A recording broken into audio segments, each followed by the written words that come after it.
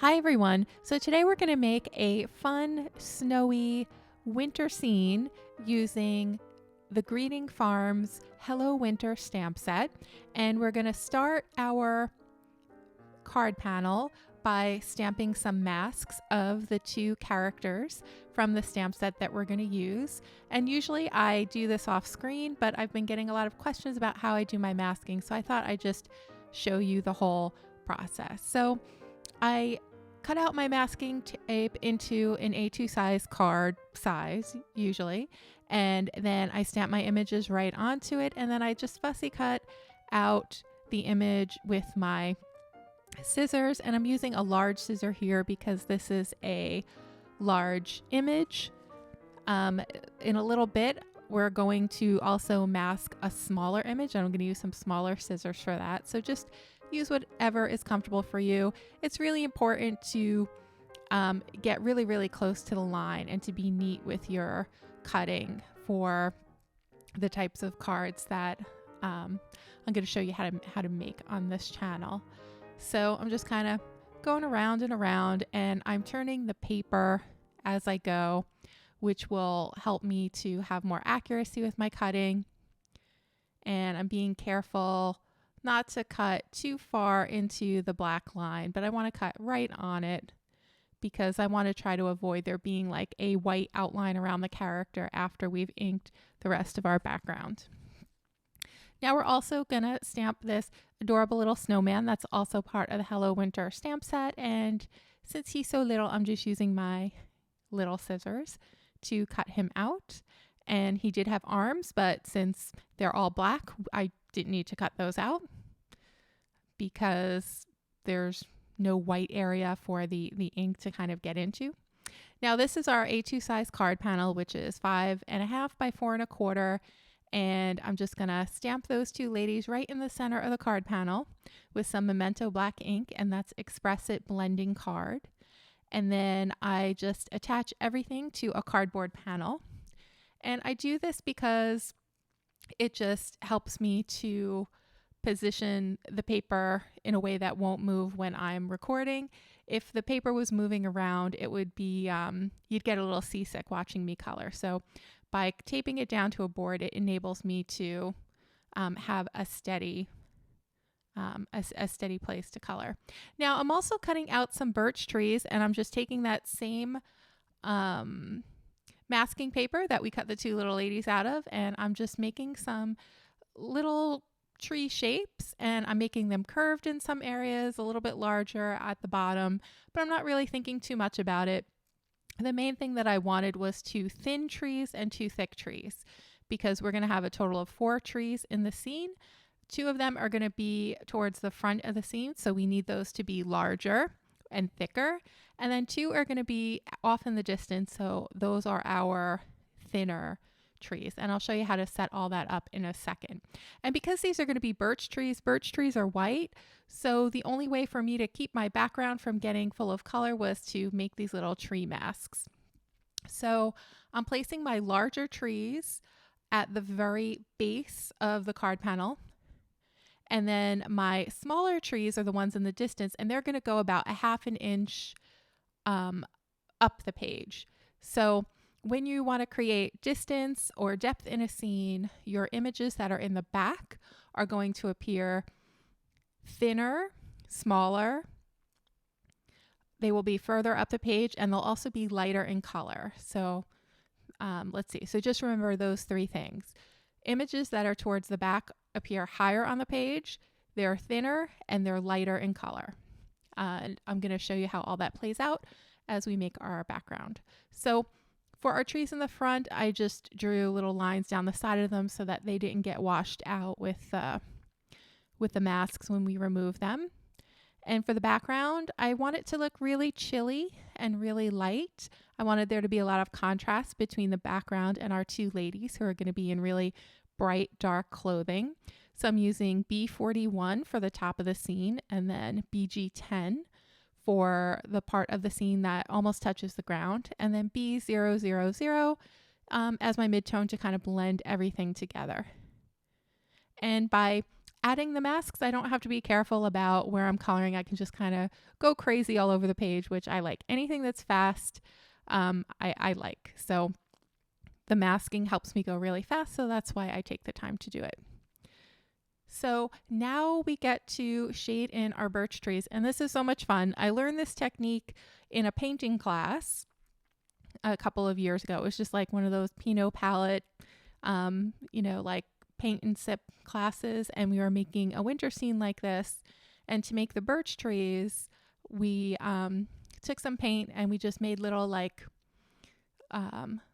they look like little dashes and then little dots. So like the dots are the knots in the tree and the dashes are like the little pieces of indentation in the bark.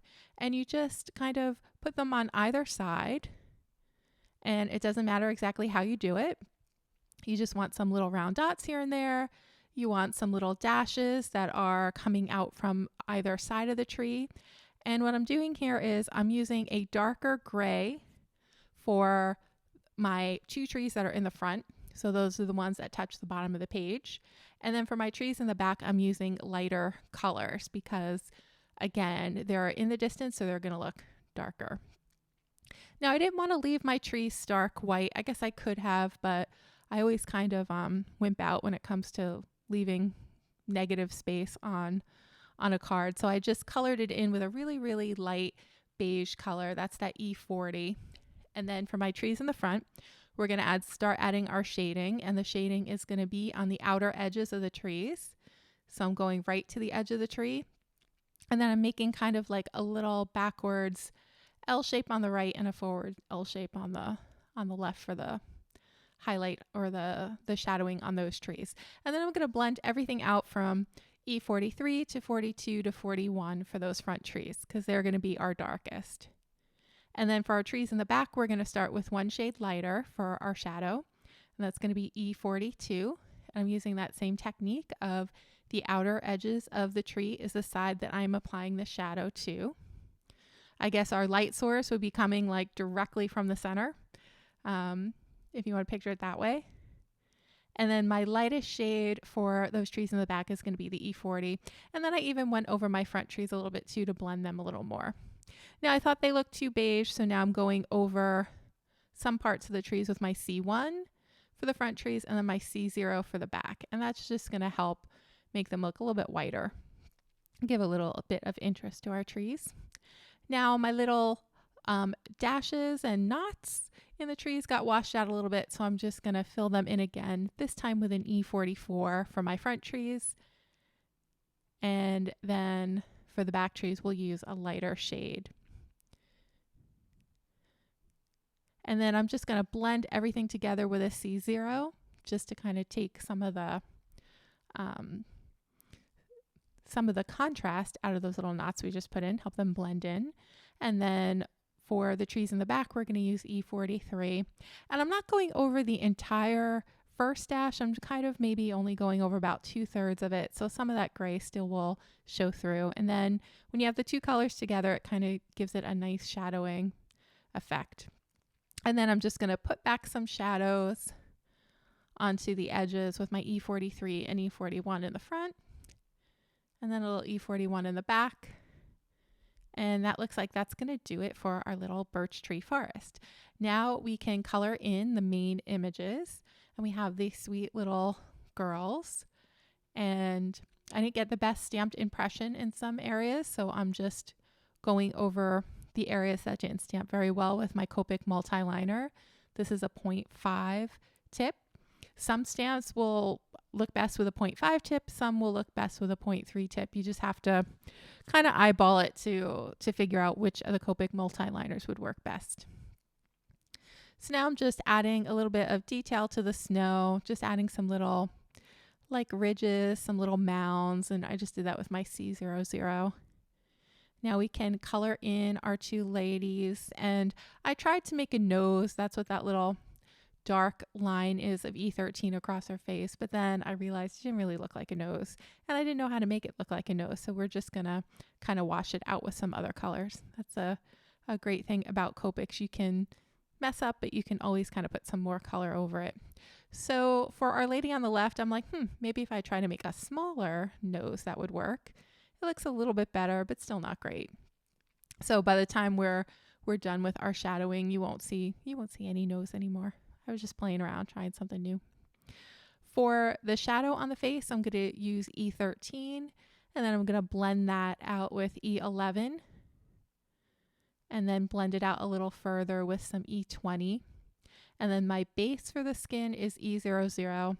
That's probably one of my favorite combinations for Caucasian skin, is the E00 for the base, the E13 or E21 for a shadow, and then E11 for the mid-tone. For the inside of her mouth, I used E04 and then RV34.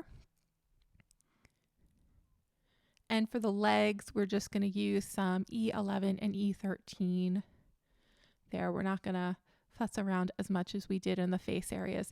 And the faces look really dark now, but they're going to end up looking much lighter when we add the rest of the color in. When we add the hair color and when we add the clothing color, it's going to kind of blend into the scene more, and they won't look so dark. It'll look kind of like magic. So for our little girl on the right, we're going to make her kind of like a dirty blonde color. So I'm using my E40s for this.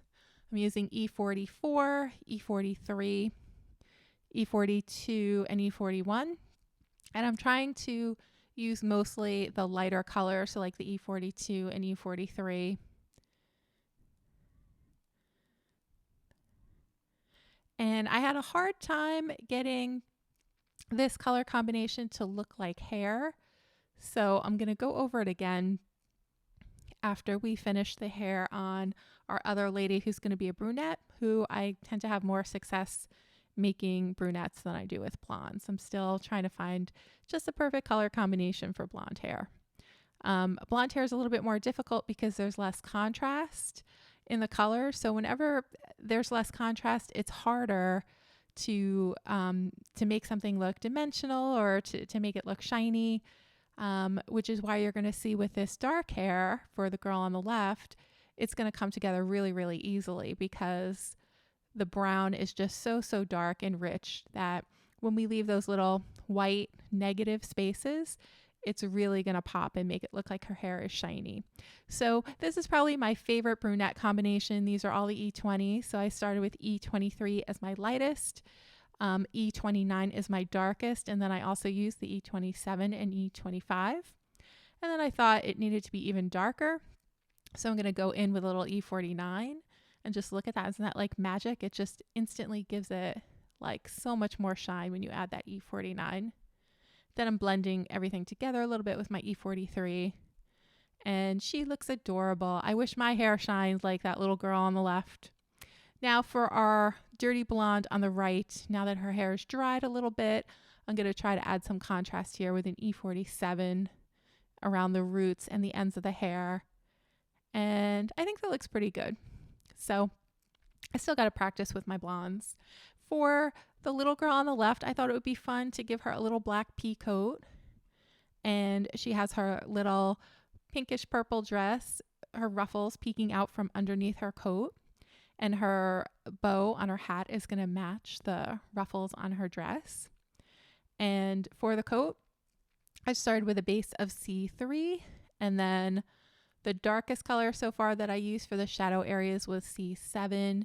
Then I kind of filled everything in with a C5 and then left a little bit in the center of the arm and the center of the belly with C3 just to help make the jacket look dimensional. For her hat, we're going to use BV00, BV02, BV04, and BV08. So this is a really, really saturated blue-violet color, and I just thought it looked really, really pretty against this pale pastel background to give the little girl some clothing with some bold colors. For the mittens, I used R32, R37, and R39. And then for her little coat, that is RV32 and 34, and then R89 for the shadow color. And I just kind of followed the lines in the stamp to make the little coat appear poofy. And to make it look poofy, you just made sure that there was a lot of contrast between the darkest color and the lightest color. So I didn't blend as much as I did as the coat on the left, just to kind of help it just look like that is a real poofy pink coat she's wearing. And then for the little fur on her collar, I just dotted on the color with my BV02, BV04, and BV08. So I wanted the two girls to have elements of the same colors in their outfits so they look like they matched. For the boots on our little dirty blonde girl, those are going to be in the same colors as her coat. So we have R32, R37, and then R39. And I'm keeping the centers of those boots nice and light and adding a little bit of a shadow under that cuff. Now we're going to put some shadows under the feet of our characters, and I started with C3, blended out with C1, and then decided I need to make it a little darker with that C5, and then I blended it out again with the C3. And that looks good to me. I added some white gel pen to the little highlight in the eyes just to make that stand out. And I'm just going to add some little dots to the fur on the collar and to the ruffles on the skirt of the other girl. And now we're just going to cover our whole scene in snow. So I'm just dotting on my snow with a white gel pen, and I'm going to start by focusing on the bottom of the scene, and then I'll work my way up. And we have a few different sizes of snow. So some of the snow I kind of drew on with a big circle, and then the other I'm just kind of dabbing it on now, like you just saw. And it's important to make sure that you also get the snow on top of the character so it looks like they are in the middle of the snowstorm. I know sometimes it hurts to add white dots to your perfectly colored images, but it will really help the scene and make it look like your characters are in the middle of a snowstorm if you just go ahead and add some white dots right over them. So there's our card for today, everyone. I hope that you enjoyed this video. I hope you give this background a try. It's a lot of fun and it'll really make your winter card special. Thanks a lot, and I will see you again soon in the next video.